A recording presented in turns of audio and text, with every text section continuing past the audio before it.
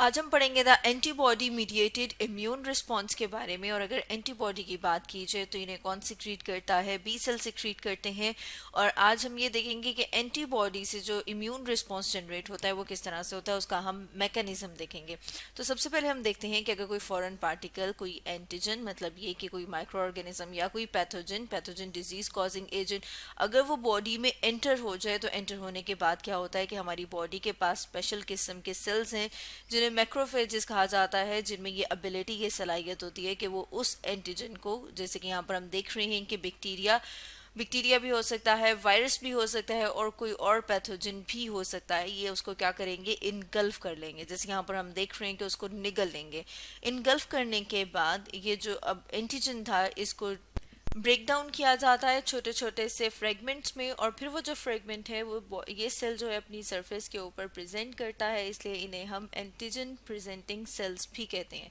अब जब ये वाला सेल जो है अपनी सरफेस के ऊपर इनको एंटीजन के जो पार्ट हैं, जैसे कि यहाँ पर हम देख रहे हैं एंटीजन फ्रेगमेंट जब उसको अपनी सरफेस के ऊपर शो करेगा, जैसे कि यहाँ पर हम देख रहे हैं कि उसने क्या किया, क्लास 2 MHC मॉलिक्यूल के साथ एक कॉम्प्लेक्स बनाया और उसके ऊपर वो फ्रेगमेंट है।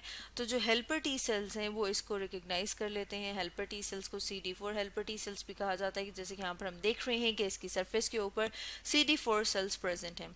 अब ये जो हेल्पर टी सेल्स हैं ये फर्दर क्या करते हैं, ये कि एक हम कह रहे हैं कि केमिकल रिलीज करते हैं जिसे कि साइटोकाइन कहा जाता है।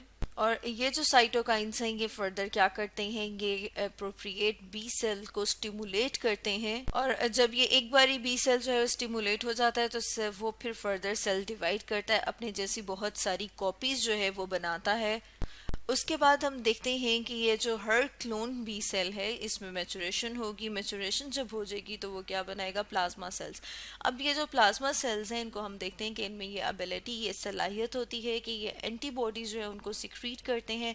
एंटीबॉडी की बात की जाए तो फर्दर हम देखते हैं कि ये जो प्लाज्मा सेल्स ने एंटीबॉडी सिक्रीट की हैं ये बहुत ज़्यादा स्पेसिफिक होती हैं किसी भी एंटीजन के साथ बाइंड करने के लिए। जैसे हम यहाँ पर हम देख रहे हैं कि एंटीबॉडी क्या है, वो प्रोटीन से मिलकर बनी हुई है। और प्रोटीन क्या है, एक बायोमोलिक्यूल है। और जहाँ पर हम देख रहे हैं कि जैसे कि अगर हम इसकी बात करें, स्ट्रक्चर को देखें, अगर हम इसको ब्लैक से देख लेते हैं ज़्यादा क्लियर हो जाएगा कि अगर हम यहाँ पर देखें स्ट्रक्चर तो देख रहे हैं कि इसकी एक स्पेसिफिक शेप है जिसकी वजह से इसके साथ वही स्ट्रक्चर बाइंड कर सकेगा।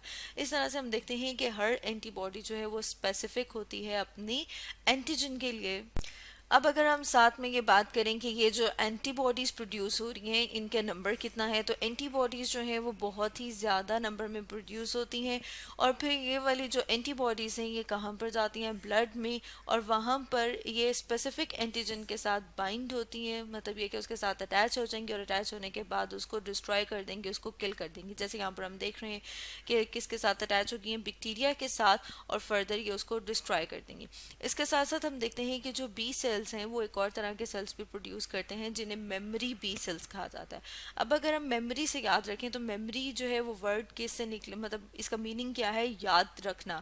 तो याददाश्त, मेमोरी बी सेल्स क्या करते हैं, ये उस स्पेसिफिक एंटीजन को जो है वो मेमोराइज कर लेते हैं, उसको याद कर लेते हैं, ताकि अगर फर्दर बॉडी का कभी उस एंटीजन के साथ इंटरेक्शन हो तो फिर ये उसको फर्दर क्या करेंगे, एक तो ये कि उसको डिस्ट्रॉय करेंगे। किस तरह से डिस्ट्रॉय करेंगे, क्योंकि ये फर्दर कॉपीज बनाते हैं आगे से प्लाज्मा सेल्स की। प्लाज्मा सेल्स जो है वो एंटीबॉडीज बनाते हैं और एंटीबॉडीज जो है वो स्पेसिफिक एंटीजन के साथ बाइंड करके उसको किल कर देंगे, डिस्ट्रॉय कर देंगे, उसको ख़त्म कर देंगे। तो ये तो था एंटीबॉडी मीडिएटेड इम्यून रिस्पॉन्स के बारे में।